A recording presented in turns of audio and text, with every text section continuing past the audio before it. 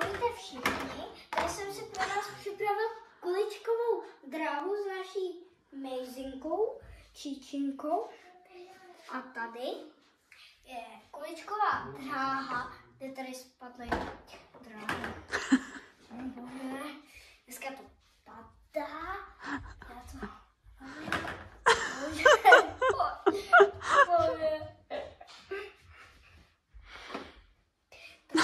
Teďka si vezmu 2 kuličky. Tak, tady mám na výběr radost. Já si vezmu tmavě modrou a světle modrou. Tak. A teď je dám na to a tady ten panáček nám to odstartuje. Vypadá hezky. A tady jsou fanoušci. A já už je radši pustím. To vypadá. 3, 2, 1, teď. No, odstartoval to.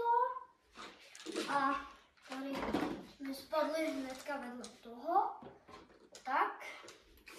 A teď 3, 2, já radši to posunu. Číčo. A teď Číčo. Bože, kam to furt dáváš? Tak jo, 3, 2, 1, teď.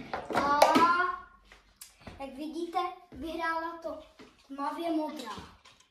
A dejte odběr. Ahoj.